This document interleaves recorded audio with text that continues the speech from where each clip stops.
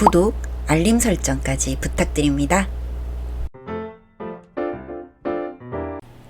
오늘도 우리 사는 이야기 찾아주셔서 감사합니다.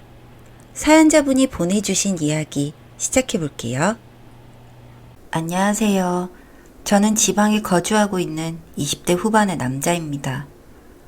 제가 이 글을 쓰게 된 이유는 바로 저희 아버지 때문입니다. 저와 제 아내에게는 엄청 따뜻하고 자상한 아버지이지만 정말 여자를 좋아해도 너무 좋아하는, 다시 말해 여성 편력이 심하신 분입니다. 사실 어린 시절에는 언제나 제게 자상하고 유쾌하신 아버지의 성격이 너무 좋았고 자라서 아버지 같은 사람이 되고 싶었습니다. 동네 어느 가게를 가더라도 모두가 저희 아버지를 잘 알고 동네 대소사일을 빠짐없이 참석하시는 아버지는 인싸 중에 인싸였습니다. 그런 아버지를 제가 지금 이토록 미워하는 이유는 저희 어머니 때문입니다. 앞서 말씀드린 아버지의 편력이 어머니를 힘들게 만들었고 결국 어머니께서는 제가 보는 앞에서 과도로 목을 찌르셨습니다.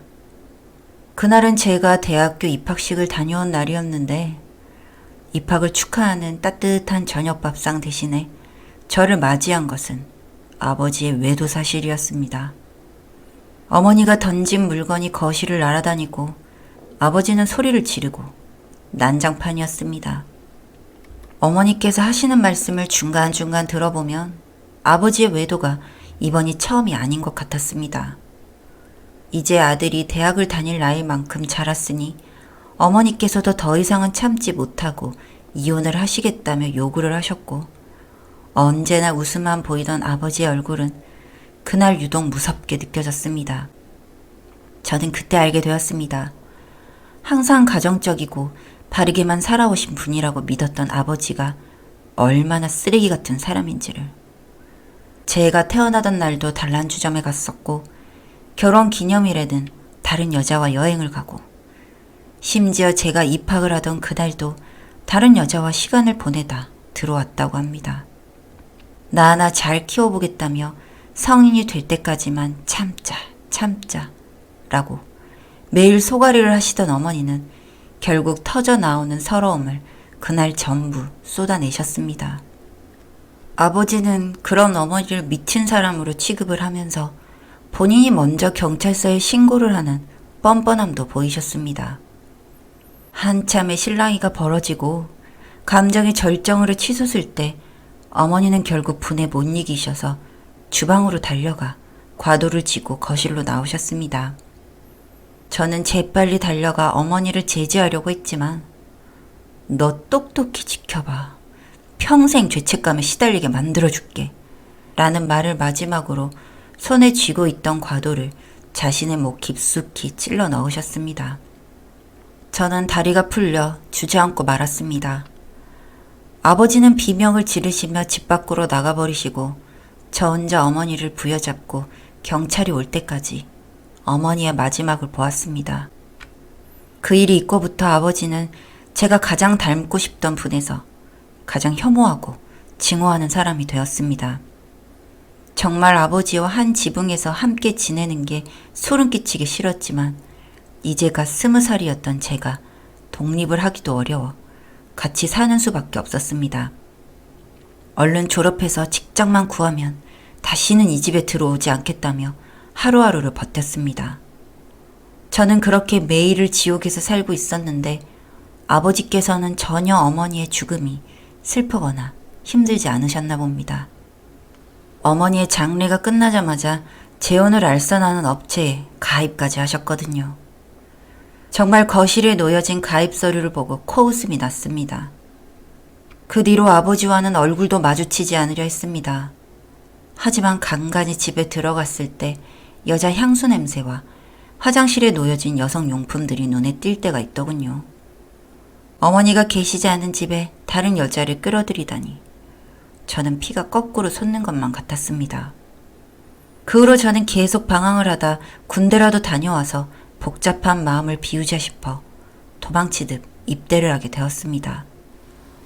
그렇게 약 2년간을 군대에서 힘들게 구르다 보니 아픈 기억들도 차츰 옅어져 가더군요.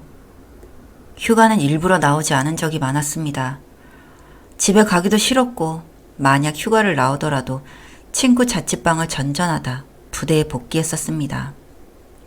결국 저녁 날짜가 다가와 드디어 제가 제대를 하고 집으로 돌아온 날 집에는 처음 보는 여자분이 계셨습니다. 현관 도어락 비밀번호를 누르고 들어간 집에서 저와 그 여자분이 눈이 마주친 순간 잠시 정적이 흘렀습니다. 저는 처음에 집을 잘못 들어온 것인가 싶어 온갖 생각을 하던 찰나에 안방에서 아버지가 나오셨습니다. 그리곤 저에게 그 여자분을 소개시켜 주더군요. 최근에 호감을 가지고 만나는 분인데 인사를 하라고 합니다. 반대로 그 여자에게는 저더러 아버지가 누누이 말했던 아들이라고 인사를 시켜주시는데 그 여자분은 네가 땡땡이구나 라며 반갑게 저를 맞아주었습니다. 그날 저녁 저희 세 사람은 어색한 분위기 속에서 저녁 식사를 하게 되었습니다. 네가 땡땡이구나. 아버지가 네 이야기를 얼마나 하던지 정말 궁금했었는데 아무튼 제대한 거 축하한다. 그 여자분께서 정말 살갑게 제게 말을 걸어오셨습니다. 아버지는 그런 모습을 보곤 흥에 겨우셨는지 찬장에서 술을 꺼내오셨고 그렇게 술을 한 잔씩 마시게 되었습니다. 몇 번의 술잔이 오가고 그 여자분은 알딸딸하게 술이 올라오는지 의자에 몸을 비스듬히 기대고선 제게 말을 걸어왔습니다. 땡땡아, 엄마 없이 네가 훌륭하게 자라주어서 너희 아버지가 널 엄청 많이 기특해 하시는 거 넌 아니? 너 정말 아버지께 잘해야 돼. 호라비가 혼자서 자식 키우는 게 얼마나 힘든 일인지 넌 모를 거야. 너 정말 아버지한테 잘해야 돼. 옆에서 아버지는 고개만 끄덕이고 있었고 전 이야기를 듣는 동안 너무 화가 났습니다.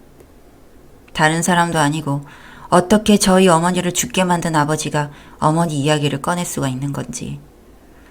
또 그걸 포장해서 아버지 본인이 마치 혼자서 힘들게 자식을 키운 가장의 척 이야기를 했는지 너무 화가 났습니다. 저는 그 여자분이 하신 말을 듣고 그 여자분께 되물었습니다. 혹시 저희 어머니가 어떻게 돌아가신 줄 아세요?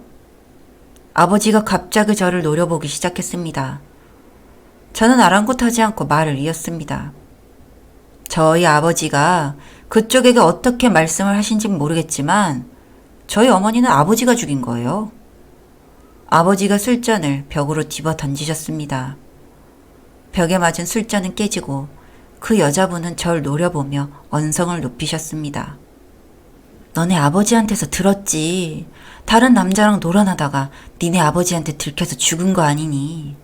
그래서 졸지에 너네 아버지는 호라비가 되어서 자식 하나 있는 너 잘 키워보려고 온갖 고생을 다 하셨는데 넌 어떻게 그렇게 말을 하니? 전 그 여자의 말을 들으면서 너무 어이가 없어 코웃음이 나왔습니다. 저기요. 뭔가 단단히 착각하고 계시는 것 같은데요. 밖에서 바람나 놀아난 건 저희 어머니가 아니라 아버지예요. 평생을 밖에서 여자 문제로 저희 어머니 속을 까맣게 다 태우셔서 돌아가신 거라고요. 아버지가 그쪽에게 뭐라고 포장을 했는지 모르겠는데 저희 아버지 인간 쓰레기예요. 괜히 엮여서 저희 어머니처럼 비참하게 죽고 싶지 않으면 당장 도망가세요. 말을 마치자마자 아버지는 일어나 주먹으로 제 얼굴을 치셨습니다. 저는 의자에서 넘어져 쓰러진 채로 아버지에게 고함을 질렀고 그 여자분은 놀란 눈으로 저희 부자를 보았습니다. 아니, 그게 무슨 말이에요? 당신 아들이 한 말이 사실이에요? 당신이 바람나서 전차가 자살한 거예요? 어디까지 날 속인 거예요? 그 여자는 아버지의 팔을 붙잡고 물었고 아버지는 아니라며 극구 부정을 하셨습니다. 저는 그 둘을 보고 말을 이어나갔습니다. 저희 아버지가 어떤 사람인 줄 아세요? 저희 어머니 장례가 끝나자마자 재혼 알선업체에 가입을 하신 분이에요. 그게 어떻게 사람이 할 짓인가요? 지금 아버지를 보면 제 피가 거꾸로 솟아요. 아시겠어요? 이야기를 듣던 그 여자는 더더욱 발광해서 아버지를 붙잡고 소리를 질렀습니다. 대체 어디까지 속인 거예요? 설마 당신이 운영한다는 사업체도 거짓말은 아니겠죠? 그냥 전처 이야기만 거짓인 거죠? 사업체라니, 참나. 저희 아버지는 목수입니다. 평생 그 기술 하나로 부지하는 밥벌이인데 사업체를 운영하는 사장이라니. 화가 나는 걸 넘어 웃기기까지 했습니다. 저희 아버지 목수인데요? 그것도 비가 온다, 기분이 안 좋다, 온갖 핑계를 대며 일을 나가지 않는 바람에 예전에 저희 어머니께서 두부 장사도 나가야 될 만큼 무능력한 사람인데요? 사업체 사장이라니 기가 차네요. 이제 거의 그 여자는 절규를 하기 시작했습니다. 야, 이 새끼야. 너 나 왜 속였어? 너 내 돈은 어떻게 써? 너 직원들 월급 줘야 한다면서 내 돈 빌려갔잖아. 목수 일이나 하면서 직원들 줄 월급이 왜 필요한 건데? 말해봐. 내 돈 어딨어? 엄청난 소란이 지나가고 결국 경찰서에서 조사를 받게 된 아버지의 뒷이야기는 충격적이었습니다. 재력가인 척 거짓으로 만난 여자가 3명이며 이 중 2명에게는 4천만 원 정도의 돈까지 빌렸고, 이 사실을 알게 된 아버지의 여자분들은 단체로 사기로 고소장을 접수했다고 들었습니다. 졸지에 실형까지 살 예정인 아버지지만 정말이지 속이 시원합니다. 이대로 영원히 제 인생에서 아버지를 지워버리고 싶네요. 여기까지 제 이야기 들어주셔서 감사합니다.